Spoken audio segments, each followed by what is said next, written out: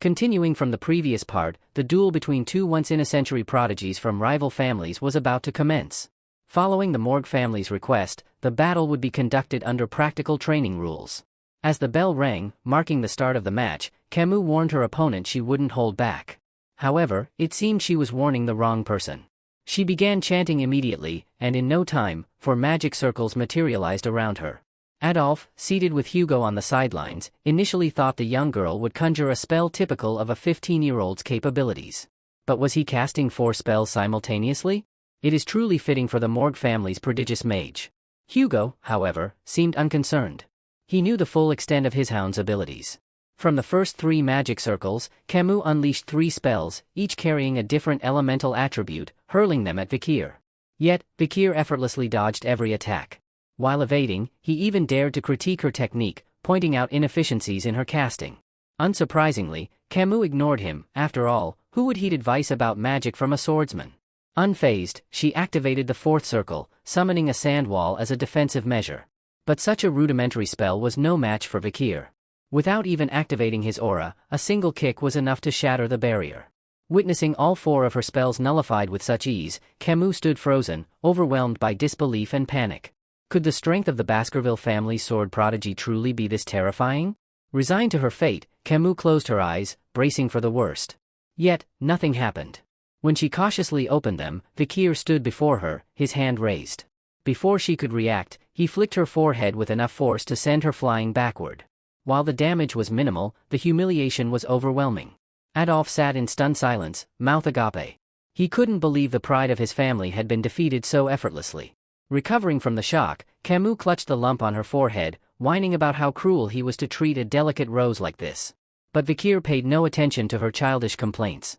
A single flick was punishment enough in her eyes. Enraged by the humiliation, Camus refused to back down. She doubled the strength of her sandwall spell and loudly re-challenged him. Of course, Vikir could have easily gone around the barrier, but he chose to humor her. Tossing aside his sword, he punched through the wall with his bare hand as if it were paper. Camus barely had time to process what had happened before receiving another forehead flick, this one even harder. The wall crumbled instantly, and Camus burst into tears from the pain, while Vikir remained as indifferent as ever, oblivious to the idea of sparing her feelings.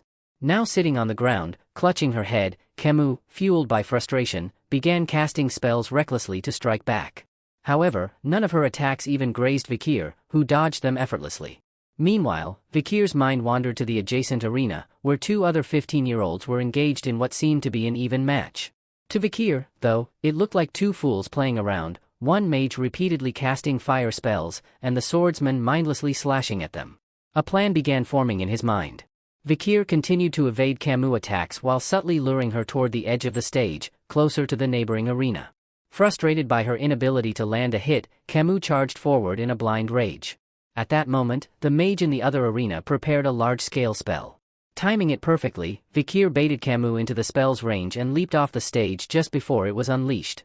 Being the considerate person he was, Vikir gave her a casual warning to prepare a defensive spell. By the time Adolphe realized what was happening, it was too late.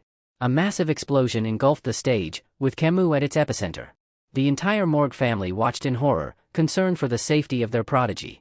But strangely enough, none of the burly men rushed to her aid, they merely stood at the edge of the arena, shouting in panic. Camus sat amidst the swirling smoke, her body unharmed but her clothes completely incinerated by the fire magic. Hidden within the haze, no one could yet discern her predicament. But if anyone were to see her once the smoke cleared, she'd have nowhere to hide from the overwhelming embarrassment. All she could do now was hug her knees and cry in despair. At that very moment, her savior appeared. It was none other than Vikir. Without hesitation, he took off his shirt and draped it over her shoulders, revealing his chiseled 6-pack abs. Despite being only 8 years old, Vikir's physique was anything but ordinary. Even in this awkward situation, the two couldn't resist engaging in a verbal skirmish, neither willing to back down. Yet, for the first time, Camus seemed to take a genuine interest in the boy standing before her. She even pointed out the injury on his arm, hinting at concern. Just then, the smoke began to clear, and the frantic members of the Morgue family rushed in, finally able to assess the situation. What greeted them was a startling sight, the young lady of the Morgue family sitting on the ground, while the one bleeding was the Baskerville boy. It was hard to determine who the victor was. However, just one glance at Vikir's impressive muscles was enough to understand the level of discipline and training he had undergone. Camus, though cradled by her uncle Adolphe, couldn't take her eyes off Vikir. It seemed the young swordsman's physique had left quite the impression on her. After the battle, Vikir had a private conversation with his father, Hugo. Surprisingly, Hugo showed no concern for Vikir's injury and instead inquired about the fight with the Morgue girl. Vikir, accustomed to his father's cold nature, calmly replied that battling a mage was very different from fighting a swordsman. When Hugo asked why he didn't finish her off when he had the chance, Vikir admitted he'd hesitated because she was a lady. Hugo's response was a stern reminder: lowering one's guard in battle could lead to injury, and Vikir should treat his wound as a lesson for the future. Vikir was taken aback. For the first time, he sensed genuine concern from his father. His memories of Hugo from childhood were vague. He recalled a cold, irritable, and often violent man. People often say Hugo's terrible personality stemmed from the loss of his wife and eldest daughter. Changing the subject, Hugo asked Vikir for his opinion on what to do with their ruby mine. Without hesitation, Vikir suggested abandoning it. The Baskerville family's primary goal was to establish a vast territory, and the mine's location, downstream from the Black Blood Mountain, was fraught with dangers from monsters and the Matsi tribes. He proposed cleverly involving the Morgue family to minimize their losses while exploiting the region. Hugo was impressed. Vikir's words mirrored his thoughts. If the Morgues took control of the ruby mine, they would inevitably station people there. By redirecting the monsters and Matsi toward the area, Baskerville could achieve two goals at once. The rubies would be bathed in the enemy's blood, and the Morgues would think twice before encroaching on their territory again. As Hugo praised Vikir's insight, he affectionately ruffled his son's hair, unaware that Vikir was suppressing the urge to stab him. Their conversation was interrupted when Adolphe and Camus approached. This time, Adolphe greeted Hugo more amicably, while Camus behaved shyly, a stark contrast to her earlier demeanor. In Hugo's office, the conversation quickly turned serious. Adolphe, adopting a friendly tone, proposed discussing the ruby mine peacefully. What he truly brought to the table, however, was the idea of a marriage alliance between the Morgue and Baskerville families. Adolphe subtly suggested a union between the eldest son of Baskerville and the eldest daughter of Morgue. Praising Camus as a genius with beauty and intellect, he insisted she would make a fitting match for the Baskerville prodigy. There was, however, a glaring issue. Baskerville's eldest son was already 25 years old, a significant age gap from Camus, who was only 8. Adolphe brushed this aside, claiming a 17-year difference wasn't too problematic. In his eyes, the match was perfectly logical. Camus, however, threw in a surprising condition: she would never marry anyone weaker than her mother. A bold claim, given that such a standard likely meant eternal singlehood. There was no one alive who could meet it. Hugo, visibly annoyed, reminded her that this wasn't a buffet where she could pick and choose. But Camus held her ground, confidently asserting her seriousness. Blushing, she cast a furtive glance toward Vikir. Adolphe quickly caught on to his niece's hidden feelings. However, in his mind, the problem was obvious: Vikir was an illegitimate child of the Baskerville patriarch. No matter what, he would always remain a small fish in a big pond. Unbeknownst to Adolphe, Hugo overheard every word, his irritation growing as his beloved son was disparaged right in front of him. Turning to Vikir, Hugo posed a direct question: what was his opinion on the proposed marriage? After all, the one directly involved should have the final say. Camus blushed deeply, her eyes shyly darting toward Vikir. Not long ago, she had regarded this boy as her mortal enemy. Yet now, here she was, harboring thoughts of marrying him. Without hesitation, Vikir agreed to the proposal. Camus turned even redder, her imagination running wild, already contemplating potential names for their future children. Truly, her infatuation knew no bounds. Adolphe's demeanor shifted at this turn of events. Hugo, noticing the tension, spoke up. In Baskerville, being a direct descendant or a branch family member doesn't matter. Sometimes a van produces the most mediocre child, while a Le gives birth to an extraordinary one. Adolphe, stunned by Hugo's high regard for an illegitimate child, scrutinized Vikir more closely, as though trying to discern what made him so exceptional. Standing before the formidable Adolphe, Vikir recalled information from his previous life. Adolphe Morgue, the sixth leader of the Morgue family, was a renowned powerhouse within their ranks. He was also known for spoiling his niece Camus ridiculously. After a moment of silent observation, Adolphe leaned in close to Vikir's face and issued a thinly veiled threat. "You're just an outsider. Don't think you can meddle in our noble bloodline?" Unfazed, Vikir ignored the intimidation. Seeing no reaction, Adolphe patted him on the shoulder and demanded, "Why don't you answer me?" Vikir coolly replied, "There's no point in responding to someone who isn't genuinely engaging in conversation." Hugo was visibly impressed by his son's composed retort, while Camus practically melted on the spot, swooning over his charisma. Despite this, Adolf wasn't ready to accept Vikir as his niece's potential suitor just yet. Testing was in order. Against the backdrop of a golden sunset cascading over the castle, a duel was set, one that seemed comically unbalanced. A powerful mage of the Empire was about to face off against an innocent 8-year-old boy. To make the challenge seem fairer, Adolf devised a handicap. He conjured a clay jar filled with water and balanced it atop his head. "If you can make even a single drop spill, you win," he declared boldly.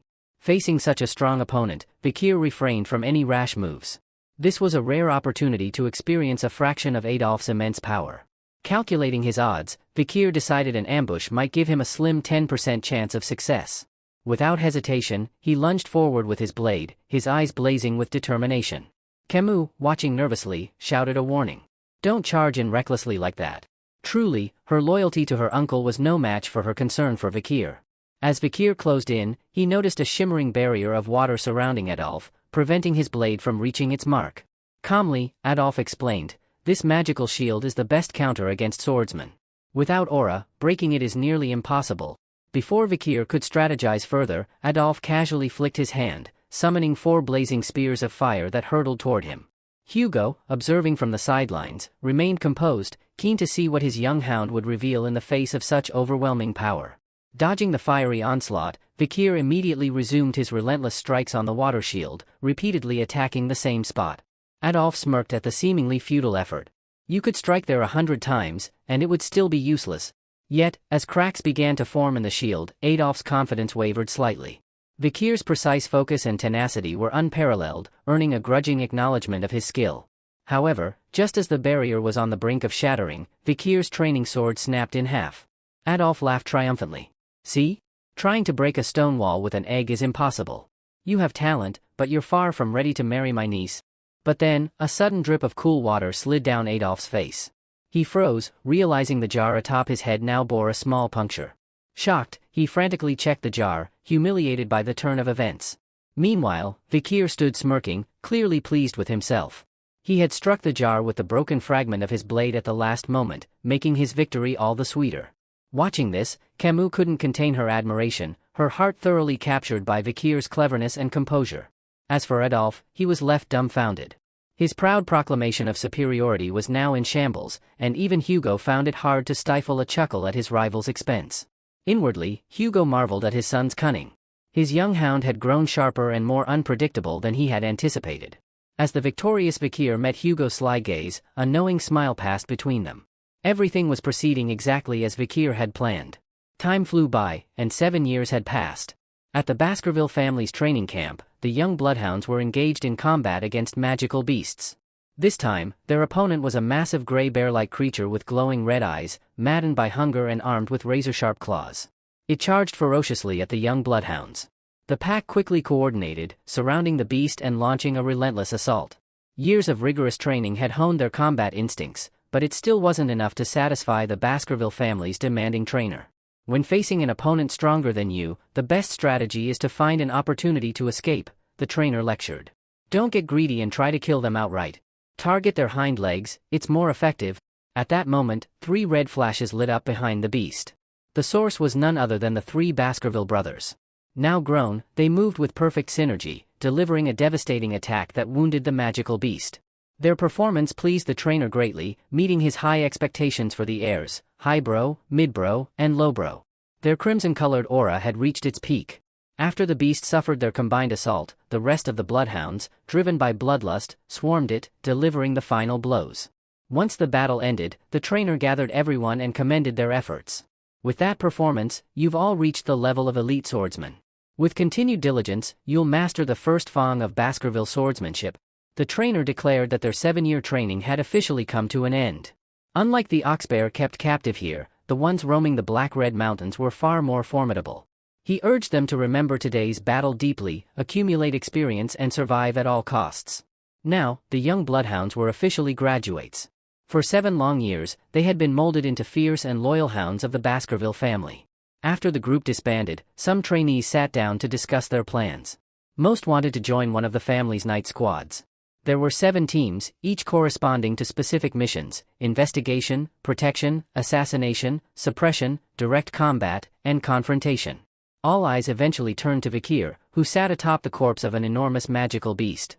The beast he had taken down was even larger than the one the other trainees had struggled with moments ago. Speculation swirled among the Bloodhounds. Vikir was the undeniable center of attention. Throughout the grueling training, Vikir had consistently displayed extraordinary talent, far surpassing his peers. Yet he paid no mind to the rumors and gossip. His sole focus was on becoming stronger as quickly as possible, strong enough to one day sever the head of his beloved father. In truth, Vikir had reached the intermediate swordsman level and mastered the fifth fang of Baskerville swordsmanship. It had taken him 7 years to advance from a lower swordsman to an intermediate one, a pace slower than he had hoped. While deep in thought, Vikir was approached by Barrymore, the family butler. "The family head wishes to see you," he announced. It seemed Vikir's future had been decided. Vikir made his way to Hugo's office. The family head, Hugo, appeared older than before, with a new scar across his nose. Vikir couldn't help but inquire about it. Hugo touched the scar lightly, explaining that it was the work of a skilled archer from the barbarian tribes. Though he hadn't been able to capture the woman, she had certainly left a mark. Hugo then congratulated Vikir on completing his training. Vikir immediately understood the implication. At this point in his past life, he had become a knight of the Pitbull Squad and spent 21 months on the Black-Red Mountains. The Baskerville children were divided into elites and mercenaries upon turning 15. While mercenaries perished on the front lines, the elites studied governance and politics. Over time, the surviving mercenaries would serve the elites, aiding their rise to power. The gap between the two groups was bridged by the fifth fang of Baskerville swordsmanship, the pinnacle of their combat training. In his past life, Vikir had only reached the fourth fang, as Hugo had no intention of wasting a prodigy on political education. But Hugo's next words stunned Vikir. The family head expressed his desire for Vikir to become an administrator, a legislator who could oversee and govern Baskerville territories, ensuring justice and attracting businesses. Vikir could hardly believe what he was hearing. Hugo truly intended for a genius like him to join the elites. He was to serve as vice-consul for a city called Underdog, which currently had vacancies for both consul and vice-consul roles. Suppressing his disbelief, Vikir agreed without protest. However, before leaving, he brought up a matter concerning a disputed gemstone mine with the Morg family. He wanted to borrow it. Thinking it would be a difficult process, you were surprised when Hugo, without any hesitation, immediately approved the request with his seal.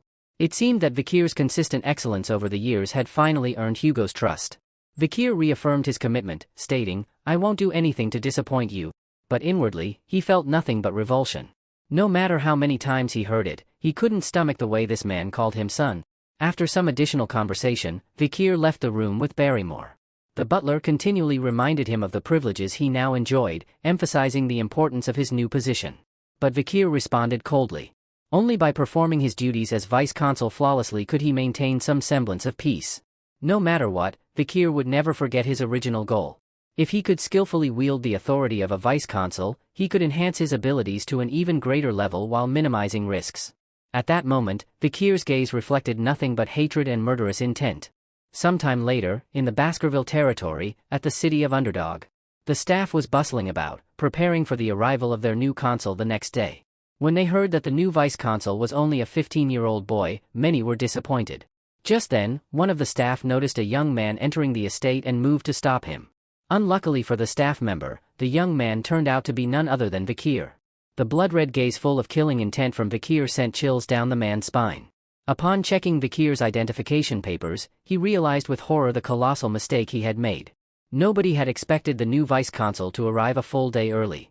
Vikir wasted no time, immediately ordering his subordinates to prepare some wine and women for a party. The staff were stunned into silence but eventually carried out his request. Chihuahua, the office manager of Underdog, watched this unfold with disdain.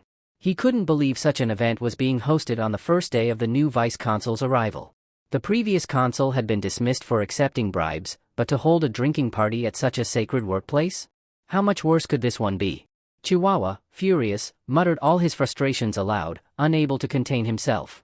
Suddenly, a voice rang out from behind him, accompanied by a deadly aura. Startled, Chihuahua turned around to find Vikir standing there. When Vikir learned Chihuahua's name, he noticed the man lacked a middle name, a sign that he was not a blood relative of the Baskerville family but rather an external hire. Despite this, Vikir's next actions left Chihuahua completely stunned. Vikir demonstrated a thorough understanding of the hardships faced by those working on the front lines. He assured Chihuahua that he had no intention of interfering with their duties. Chihuahua, still reeling, struggled to make sense of what was happening. Meanwhile, Vikir, after finishing the book in his hands, identified peculiarities within the local judicial system. He noticed that the laws allowed many weak and incompetent figures to thrive while underground markets and black market enterprises operated unchecked. Shutting down these activities wouldn't suffice. The key lay in eliminating the core leadership of these underground markets. The role of a consul is to create and enforce laws, Vikir explained. We must also respect the laws already established. However, I plan to introduce a new law to the existing framework. It will drain these underground markets dry within a week. Chihuahua, confused, asked, why would you need justification when they're already engaging in illegal activities? Vikir glanced toward the ongoing party, reflecting. I'm young and still new here. Officially, I don't even start until tomorrow. To convince them, I'll need a performance. And sometimes, to attract flies, you need a pile of dung. As he spoke, a sly smile spread across his face. It was clear that Vikir had meticulously planned his next moves, and none of it boded well for the city's underworld. Chihuahua, sensing the brewing storm, couldn't help but feel uneasy. The next day, at Underdog's Main Street, Dortsmile Road, Vikir's presence had drawn a large crowd of curious onlookers. Even his subordinates were baffled, unsure of what was happening. As the crowd swelled, Vikir suddenly began to speak. Listen carefully. I am the newly appointed vice-consul. The crowd erupted into murmurs and whispers. The words of a young boy hardly seemed worth taking seriously. Some even found Vikir's youthful appearance amusing, convinced he wouldn't amount to much. But Vikir ignored the chatter and continued, his tone unwavering. I am sure you have all seen the public announcements here. Though the vice-consul has changed, the autonomous laws of the Baskerville family remain in effect. As stated in Article 20 of the Baskerville Autonomous Charter, all penalties prescribed by the Constitution are exceedingly harsh and will spare no offender. Despite his stern declaration, the crowd scoffed and laughed among themselves. Seeing this, Chihuahua stepped forward to admonish them, reminding everyone of the authority of the young man standing on the podium. Slowly, the crowd settled into silence. Vikir said nothing further. Instead, he slowly raised the wooden staff in his hand and, with sudden force, drove it deep into the ground. The sturdy stone pavement cracked under the impact.